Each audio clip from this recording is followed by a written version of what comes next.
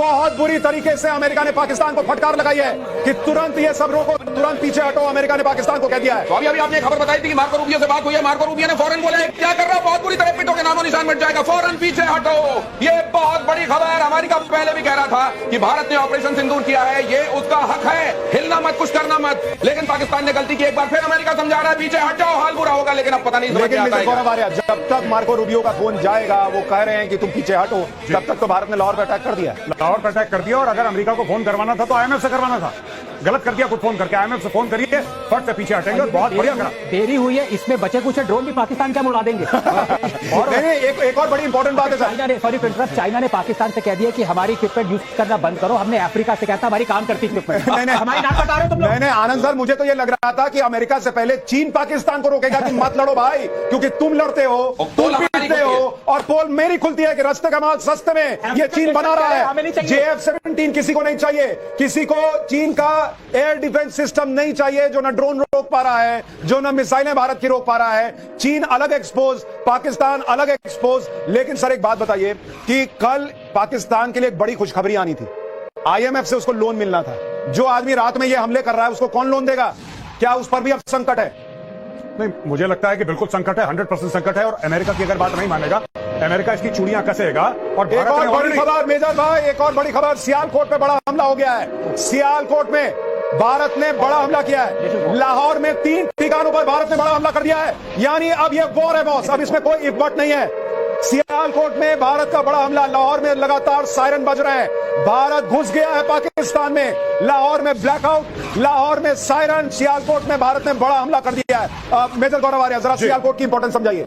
देखिए, ये पाकिस्तान का एक बहुत बड़ा वहां पे कैंटोनमेंट है, इनके आर्म्स डंप हैं, इनके मिसाइल डंप है वहां पे। और सियालकोट पाकिस्तान के लिए बहुत बड़ी खबर, पाकिस्तान घुस गई भारतीय सेना। ये अज्ञात बॉर्डर पर पाकिस्तान के भीतर दाखिल हो गई भारतीय सेना। और देखिए मेजर गौरव आर्या को, ये इसका मतलब समझिए ये क्या है। ये अब पराक्रम का वो प्रदर्शन है जिसकी ताव झेल नहीं पाएगा पाकिस्तान। अज्ञात बॉर्डर पर कहा जा रहा है कि भारत की सेना, भारत की आर्मी घुस गई है। अभी तक तो कहा जा रहा था कि सिर्फ एयरफोर्स अटैक कर रहा है, लेकिन अब भारत की आर्मी घुस गई है। मेजर गौरव आर्या, एक बार नेवी बीच में आके कराची पोर्ट पे आग लगा दे, मजा आ जाएगा। एक बार नेवी वाले आप भी जरा अपना इसमें हिस्सा डालो।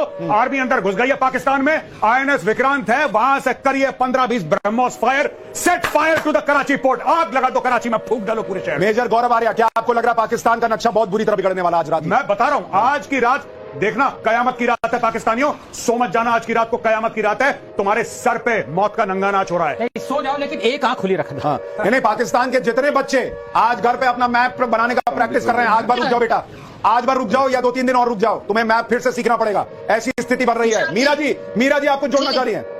सुशांत जी, बहुत बहुत अभिनंदन। भारत माता की जय। ये ललकार के साथ जय हो गया। जैसे अभी मेजर गौरव आर्या सर भी बोल रहे थे कि जैसे ही हमारा INS विक्रांत से हो, बाकी बचे उनके जो F-16 उन्होंने वहां पे ग्वादर में डाल रखे। अरे मीरा जी, आप कह रही थी S-400 का मिसाइल बड़ा महंगा आता है, ड्रोन पे क्यों खर्च करना?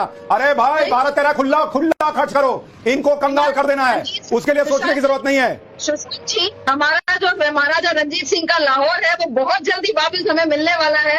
बस कुछ गिनती के समय बचे हुए हैं और ये खुशी अभी सभी पूरे भारतीयों पे बहुत जल्दी दिखने वाली है। बस जैसा आपने वही कहा कि हम सब ये प्रार्थना करें कि हमारे जो योद्धा आज ग्राउंड पे भी उतरे हैं, ईश्वर उनकी पूरी तरीके से रक्षा करें, ताकि ये जो काम लेके निकले उसमें सफलता से वापस भी आ सके। मैं 2 चीजें यहां जोड़ना चाहता हूं, 3 चीजें इनफैक्ट, कि इस वक्त देश में नरेंद्र मोदी का जो नेतृत्व है, आपको उसको यहां पर चर्चा में लाना होगा।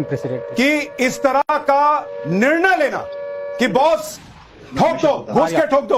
और ऐसी दुनिया में जहां नरेंद्र मोदी ने दुनिया को कहा कि ये युद्ध का नहीं बुद्ध का समय है, लेकिन इसका मतलब ये थोड़ी है कि सब बर्दाश्त करेंगे। बर्दाश्त की सीमा होती है। नरेंद्र मोदी ने टारगेट रखा हुआ था 2047। आप सोचिए कि नरेंद्र मोदी ने उससे भी कॉम्प्रोमाइज किया कि चल यार 2-4 साल एक्स्ट्रा लगेंगे भारत को तीसरी सबसे बड़ी अर्थव्यवस्था बनाने में या बहुत बड़ी इकोनॉमी बनाने में। लेकिन ये सब नहीं चलेगा। पहली चीज ये, पिछले 10 साल उस आदमी को आपको मानना पड़ेगा भाई। 10 साल भारत की सेना ने जिस तरह से हथियार बनाए हैं, जिस तरह से हथियार खरीदे हैं, आज उसकी ताकत दिख रही है मेजर गौरव आर्या। बिल्कुल अनप्रेसिडेंटेड है। मैंने पिछले, खासतौर से पिछले 7-8 साल में, 10 साल में से पिछले 7-8 साल में जितनी मैंने हथियार की खरीदारी देखी है, मैंने जीवन में नहीं देखी।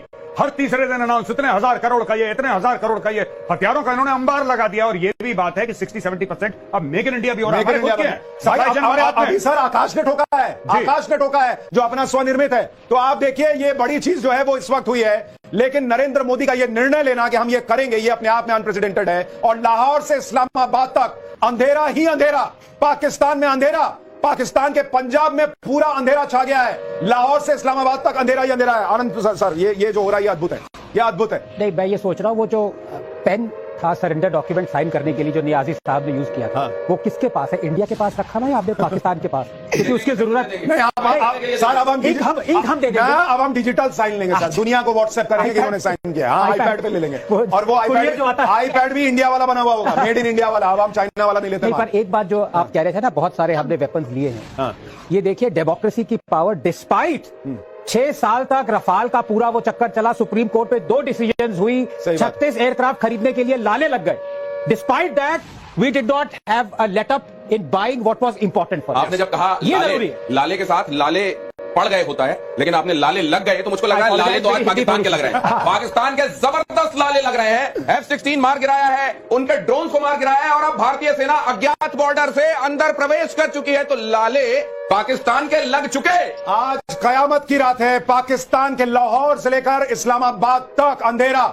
और जब वहां सुबह होगी तो ऐसा ना हो कि भारतीय फौज वहां नजर आए और भारतीय तिरंगा वहां नजर आए। मेजर गौरव आर्या, क्या ये जिस तेजी से हो रहा है, क्या सब कुछ 1-2 दिन में हो जाएगा या ये अभी लंबा भी चल सकता है? लंबा खिंचेगा, लंबी कहानी है। और मैं भारत के जितने भी लोग ये चैनल देख रहे हैं, मैं आपको एक बात बताना चाहता हूं कि इसमें आपको भगवान ना करे, 100 बार कह रहा हूं भगवान ना करे, बुरी खबर भी सुनने को मिलेगी, क्योंकि युद्ध है। युद्ध में दोनों तरफ बातें चलती हैं, लेकिन अंत में पाकिस्तान की जमीन पर भारत का तिरंगा लहराएगा। पहली चीज। दूसरी चीज, जहां तक मुझे समझ में आता है, आई एम नॉट 100% श्योर, पर इन्होंने पीओके का गेम कर दिया। कारण यह है कि जो कंसंट्रेशन ऑफ ट्रूप्स है वो मैक्सिमम, वो 765 किलोमीटर का जो लाइन ऑफ कंट्रोल है उस पे मैक्सिमम है, और उसमें उसने खेला कर दिया, मुझे ऐसा लगता है। और जो पाकिस्तान ने बोला है कि टैंक भेज रहे हैं जैसलमेर के थ्रू, वहां पे तो साहब हमारा स्ट्राइक कोर का जमावड़ा है। पाकिस्तान को यह नहीं पता लगेगा कि मिसाइल कहां से गई और कहां से आई।